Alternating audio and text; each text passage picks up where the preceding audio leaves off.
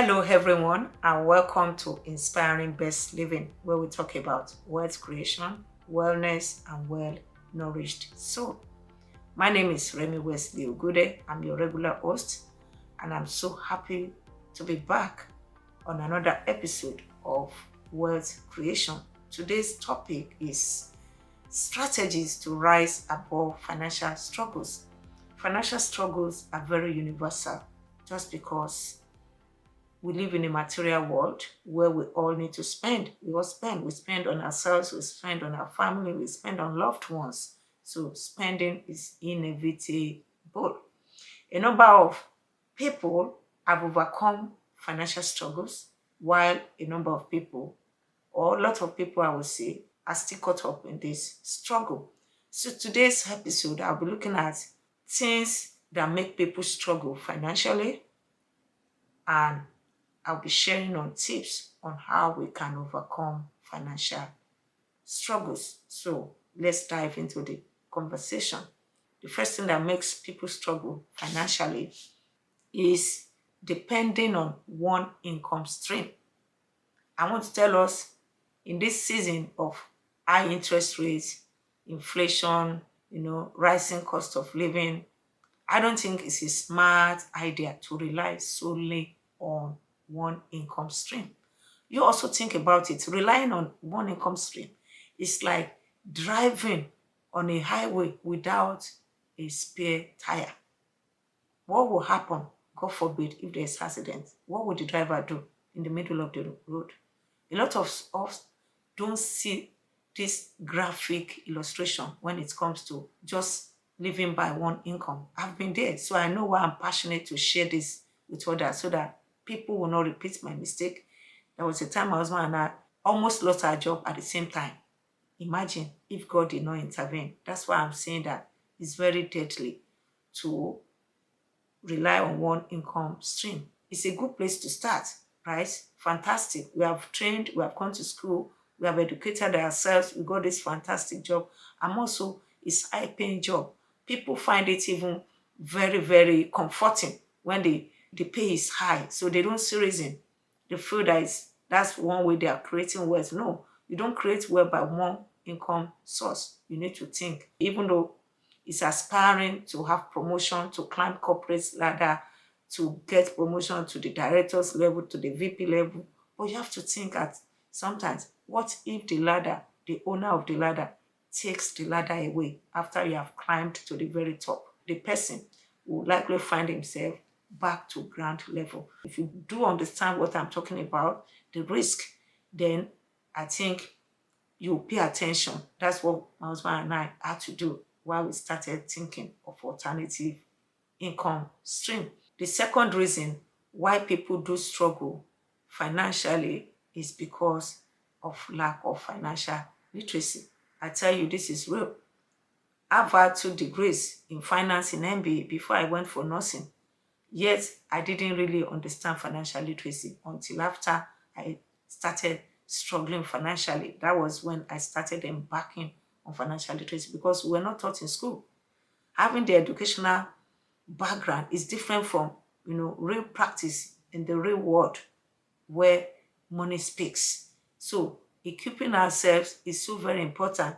And when people do not have financial literacy, they make a lot of mistakes. I've been there. I made mistakes. The first investment my husband and I we did so poorly. We made lots of mistakes. But the good thing is that we learned. Because they say that the only mistake you make is the mistake you don't learn from. Thank God we learned from that mistake. We moved on. But what I'm talking about is that financial literacy is so very important. People shy away from investment today because they've made a mistake in the past, and they say they will never invest again because investment is too risky. You don't have control on what had happened, on your mistakes, on your past mistake, but you can take steps that can help you to end well in life. That's the way I tell people. You don't have control over your beginning, but you can stay where you are to end well in life. So the third one is people do not invest. That's the third reason why people struggle. And if you have been following what I've said, you can take it from the second point. The reason why people do not invest is because they lack financial literacy. They do not understand what to do. and they dabble into it, they make laws, they say never, they won't do it. Just like somebody who has had an accident on the road, a fatal accident, who almost loses his life. After recovery, the person might decide, I'm not going to drive again. We've seen people like that. Or people will say, oh, I will drive, but maybe not at night or not this. They begin to take caution, which is good. But saying that you have made mistake before because probably you are not financially literate does not mean you should stop investing. You just have to go back and equip yourself with the knowledge that you need to continue in that form of investment. Or if you want to go into another form of investment, you need the financial literacy. The fourth one is lack of financial mentor. People are not intentional about looking for financial mentors. And I tell you, these mentors are scarce. They are busy. I've been there when we also had our first investment. My husband and I were looking for mentors in this area. We searched, we looked around, but we couldn't. Like I said, getting a financial mentor is not a walk in the park. You have to put in your best effort. Sometimes you want to connect with them online. You can read their books. I will get to that shortly when I'm talking about tips on how we can overcome financial struggle. But I just wanted to quickly put it there that we don't have to be discouraged. Getting these mentors are very important on the part of our financial independence or financial journey. The last one I want to talk about is that people are not smart with their spending. So they spend frivolously. People just pile up credit card, buying things that are not necessary. Some even are very indebted on different loans, buying like 5, 6 televisions in the house, buying like 3, 4 phones.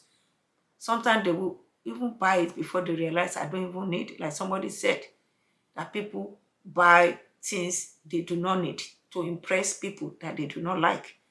People will go out, buy shoes, buy bags. I've been there. I've done it a lot in the past until I realized that this is sheer waste of money. It is said that a small lake can sink a great ship.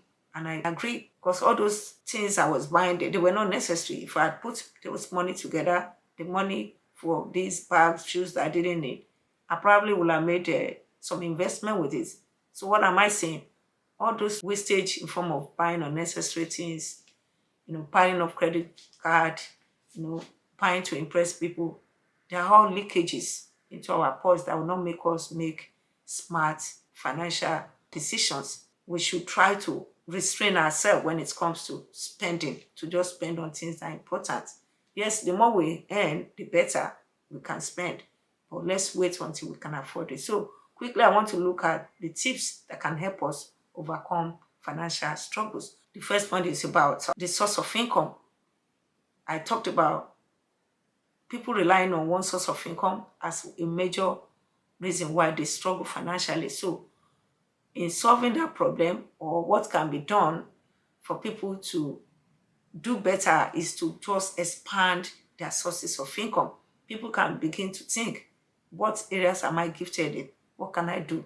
Can I bake? Can I cook? Is it to begin to even do something that will bring money? It could be side hustle, it could be teaching, coaching, it could be investing in other things that can help, because relying on one income, number one, does not guarantee wealth. You cannot, no matter how high that income is, you still need other people's time, talent, skills to create wealth.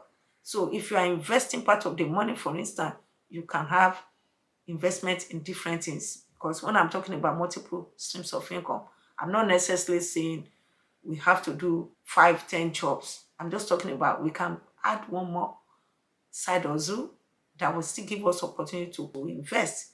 But largely what I'm talking about on this point is there are 3 sources of income. One is earned income, where the income you receive from your paid employment, your 9 to 5 job, that's earned income. The second one is passive income, income you are receiving from maybe your business, or if you are in real estate, for instance, that you are receiving cash flow from your investment property. And the third one is portfolio income.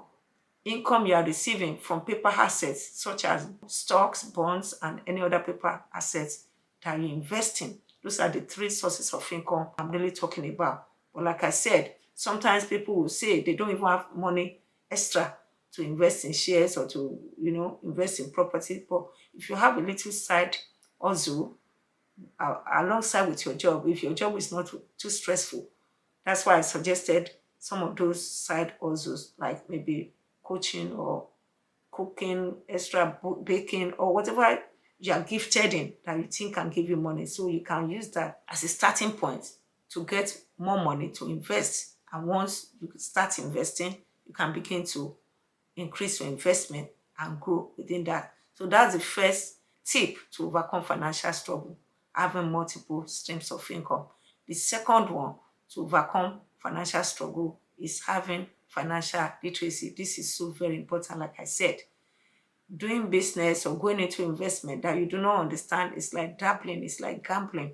People lose money, and after they lose money, they come back and say they don't want to do investment again. So it's very important to go for financial literacy. And how do you do it? I'll give us a little practical ways of doing it. You can start by reading, go to conferences, training, and just podcasts. Listen to those who have also had financial struggle, who have also risen.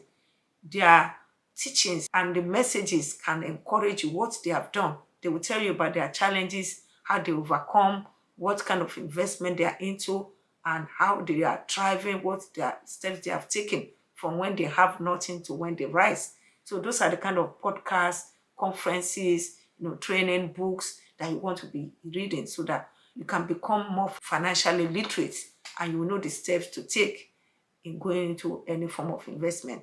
The third one, quickly, is getting a mentor. I already talked about it.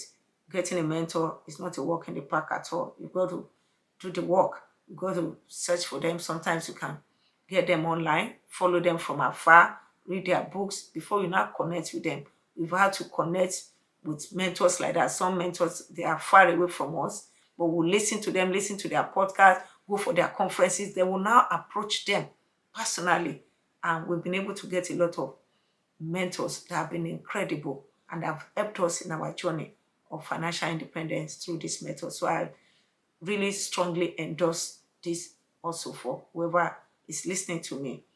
And the third one is learning to invest. People don't want to invest because they think investment is risky. And financial literacy, I just talked about, is a solution. The more literate you are, the wiser will be your decision around your investment. So it's so very important. Some people will not invest. They will take their money and pile it in the bank for interest. The interest the bank will pay you is so little. It won't take you that far except you have so much money. Guess what? If you keep your money in the bank, those who are very smart, who know how to use the money, they will go there and take your money and use it to solve their own financial struggle. So it's so very important for us to invest. You can start by taking baby steps. After you have been financially literate, just start gradually and see your business grow. Then the more you go into investment, the better you become. It doesn't matter how little. Just don't run away because of the mistakes that you have made in the past. Now, the last one is spend your money wisely. I talked about people spending frivolously before. So the best way to avoid that is be very prudent in spending.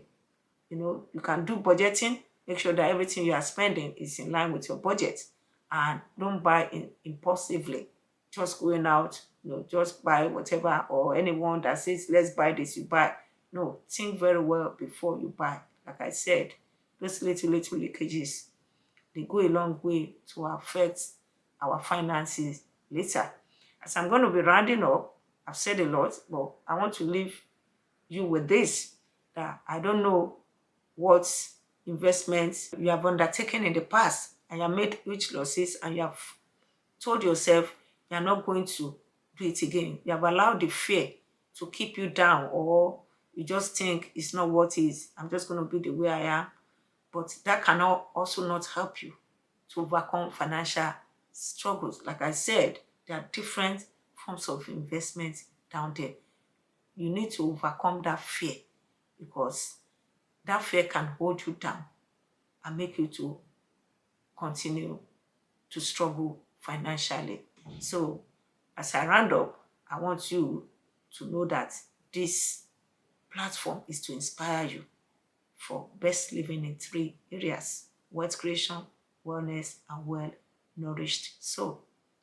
But remember, you don't have to choose between being healthy and wealthy.